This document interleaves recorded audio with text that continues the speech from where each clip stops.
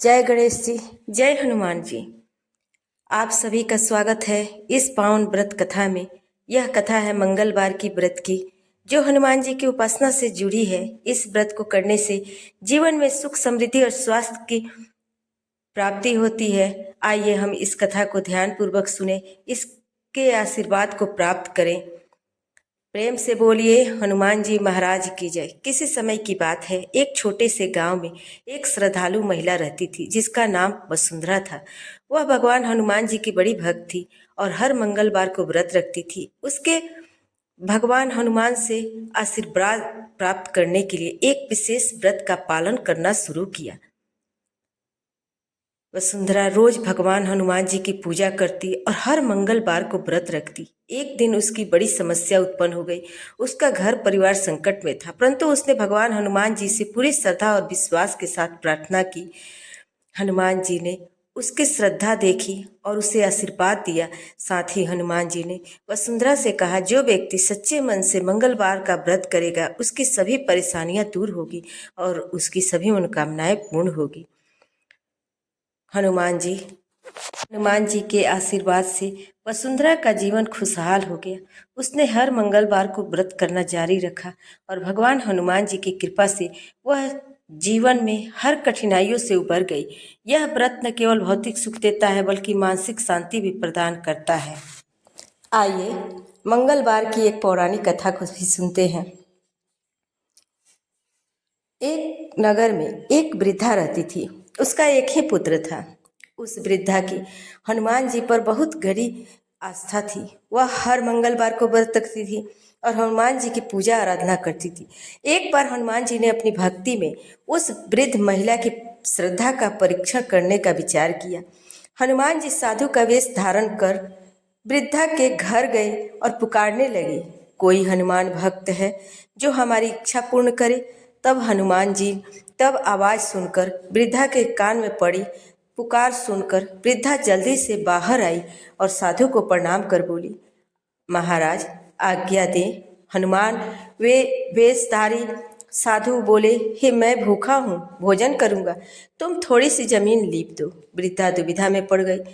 अतः हाथ जोड़कर बोली, महाराज लिपने और मिट्टी खोदने के अतिरिक्त आप कोई दूसरी आज्ञा दें, मैं अवश्य पूर्ण करूंगी। साधु ने 3 बार प्रतिज्ञा कराने के बाद कहा, तू अपने बेटे को बुला, मैं उसके पीठ पर आग जलाकर भोजन बनाऊंगा। यह सुनकर वृद्धा घबरा गई, परंतु वह प्रतिज्ञाबद्ध थी। उसने अपने पुत्र को बुलाकर साधु को सौंप दिया। साधु वेशधारी हनुमान जी वृद्धा के हाथों से ही उसके पुत्र को पेट के बल लिटाया और उसकी पीठ पर आग लगवा दी। आग जलाकर दुखी मन से वृद्धा अपने घर में चली गई। उधर भोजन बनाकर साधु ने वृद्धा को बुलाकर कहा कि उनका भोजन बन गया है, तुम अपने पुत्र को पुकारो ताकि वह भी आकर भोग लगा ले। इस पर वृद्धा बोली, उसका नाम लेकर मुझे और कष्ट ना दे प्रभु। लेकिन जब साधु महाराज नहीं माने तो वृद्धा अपने पुत्र को आवाज लगाई। वह अपनी माँ के पास आ गया और अपने पुत्र को जीवित देखकर वृद्धा को बहुत आश्चर्य हुआ और वह साधु के चरणों में गिर पड़ी।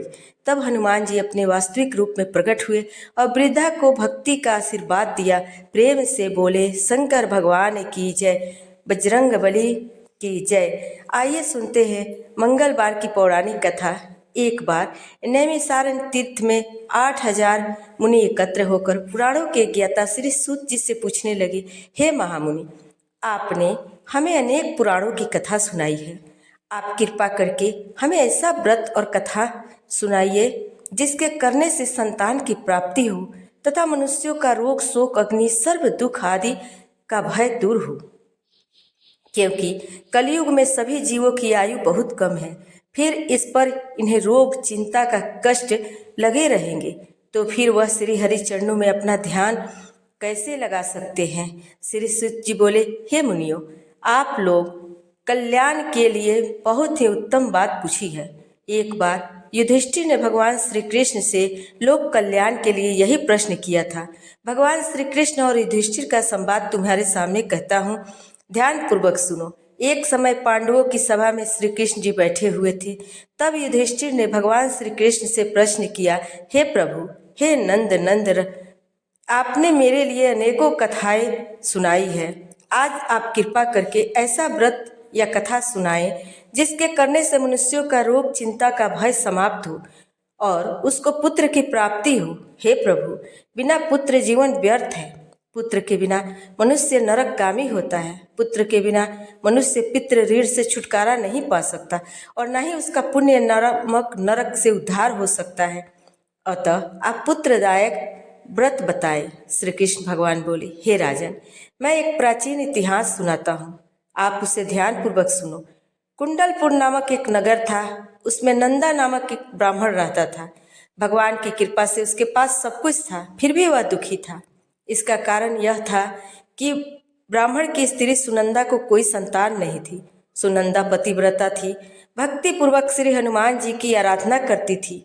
भगवान के दिन व्रत रख कर के अंत में भोजन बनाकर हनुमान जी की आराधना करती थी। मंगलवार के दिन व्रत करने अंत में भोजन बनाकर हनुमान जी को भोग लगाने के बाद स्वयं भोजन करती थी। एक बार मंगलवार के दिन ब्राह्मणी गृह कार्य के अधिक होने के कारण हनुमान जी को भोग नहीं लगा सकी। इस पर उसे बहुत दुख हुआ। उसने कुछ भी नहीं खाया। अपने मन में प्रण कर लिया कि अब तो अगले मंगलवार को ही हनुमान जी को भोग लगाकर अन्न और जल ग्रहण करूंगी। ब्राह्मणी सुनंदा प्रतिदिन भोजन बनाती, श्रद्धा पूर्वक पति को खिलाती, परंतु स्वयं भोजन नहीं करती और मन ही मन श्री हनुमान जी की आराधना करती रहती। इसी प्रकार 6 दिन गुजर गए। ब्राह्मणी सुनंदा अपने निश्चय के अनुसार भूखी प्यासी निराहार रही। अगले मंगलवार को ब्राह्मणी सुनंदा प्रातःकाल ही बेहोश होकर गिर पड़ी।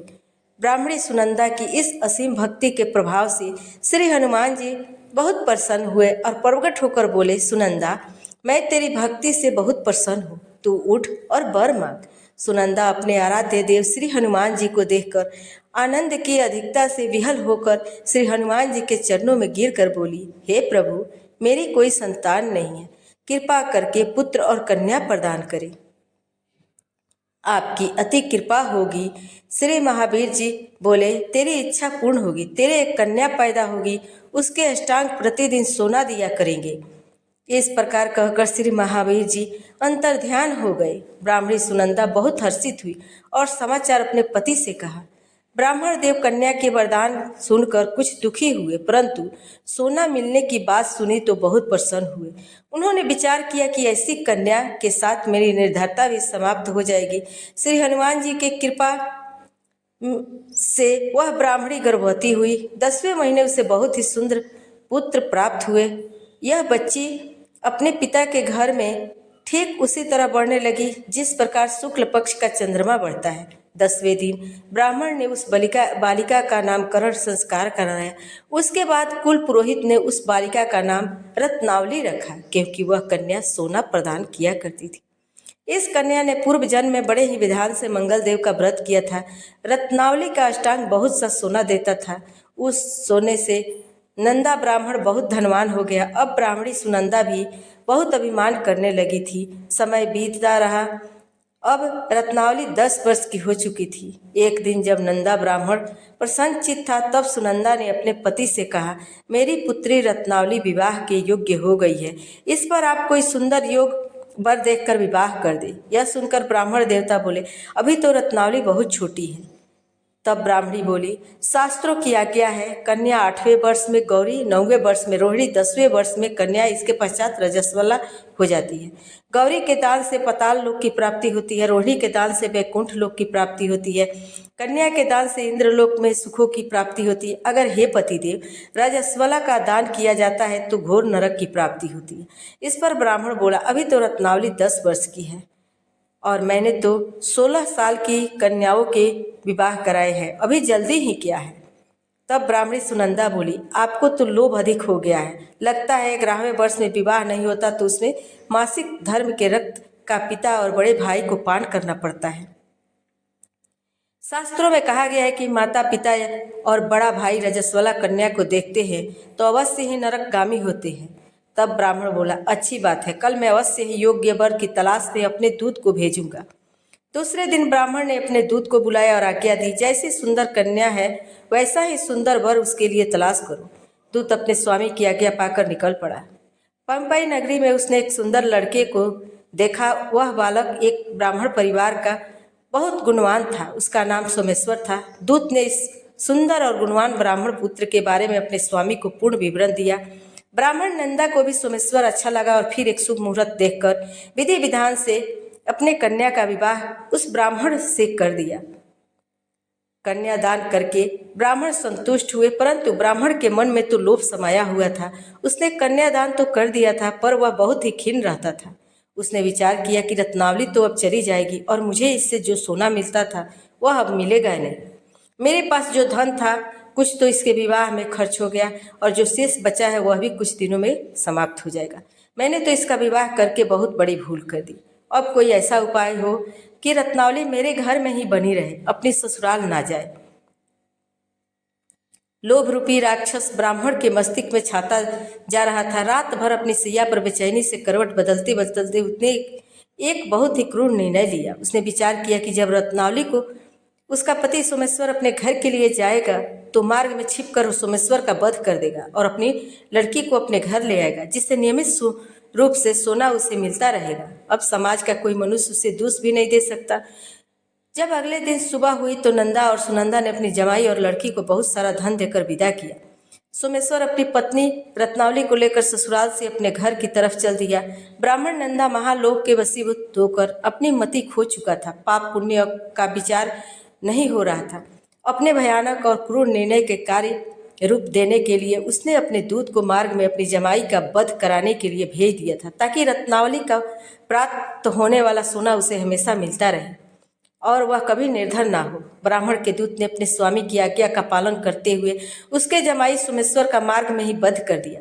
समाचार प्राप्त कर ब्राह्मण नंदा मार्ग में पहुंचा तो रोती हुई अपनी पुत्री रत्नावली से बोला, हे पुत्री, मार्ग में लुटेरों ने पति का वध कर दिया है।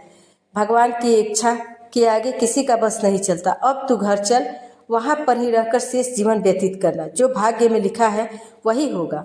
अपने पति की अकाल मृत्यु से रत्नावली बहुत दुखी हुई। करुण क्रंदन और रुदन करती हुई अपने पिता से बोली, हे पिताजी, इस संसार में स्त्री का पति नहीं है, उसका जीना व्यर्थ है। मैं अपने पति के साथ ही अपने शरीर को जला दूंगी और सती होकर अपने इस जन्म को, माता पिता के नाम को तथा सास ससुर के यश को सार्थक करूंगी। ब्राह्मण नंदा अपनी पुत्री रत्नावली के वचनों को सुनकर बहुत दुखी हुआ। विचार करने लगा कि मैंने व्यर्थ ही जमाई का वध अपने सिर लिया। रत्नावली तो उसके पीछे अपने प्राण तक देने को तैयार है। मेरा तो दोनों तरफ से मरण हो गया।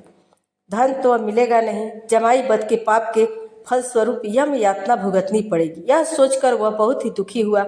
सोमेश्वर की चिता बनाई गई। रत्नावली सती होने की इच्छा से अपने पति का सिर अपने गोद में रखकर चिता में बैठ गई। जैसे ही सोमेश्वर की चिता को अग्नि लगाई गई, वैसे ही प्रसन्न होकर मंगलदेव वहां प्रकट हो गए और बोले, हे रत्नावली, मैं तेरे पति भक्ति से बहुत प्रसन्न हूँ, तू वर मांग। तब रत्नावली ने अपने पति का जीवन दान मांगा। मंगलदेव बोले, रत्नावली, तेरा पति अजर अमर है, यह महाविद्वान भी होगा और इसके अलावा तेरी और जो इच्छा है वह वर मांग। तब रत्नावली बोली, हे ग्रहों के स्वामी, यदि आप मुझ पर प्रसन्न है तो मुझे यह वरदान दीजिए कि जो भी मनुष्य मंगलवार के दिन प्रातःकाल लाल पुष्प, लाल चंदन से पूजा करके आपका स्मरण करेगा, उसको रोग व्याधि नहीं होगी, स्वजनों से कभी वियोग नहीं होगा, सर्प, अग्नि तथा शत्रुओं का भय नहीं रहेगा और जो स्त्री मंगलवार का व्रत करेगी वह कभी विधवा नहीं होगी। मंगलदेव ने तथास्तु कहकर अंतर ध्यान हो गए। सोमेश्वर मंगलदेव की कृपा से जीवित हो गए उठा। रत्नावली अपने पति को पुनः प्राप्त कर बहुत प्रसन्न हुई और मंगलदेव का व्रत प्रत्येक मंगलवार को करके व्रतराज मंगलदेव की कृपा से इस लोक में सुख ऐश्वर्य को भोगते हुए अंत में अपने पति के साथ स्वर्ग लोक में गई। प्रेम से बोलिए, जय श्री हनुमान।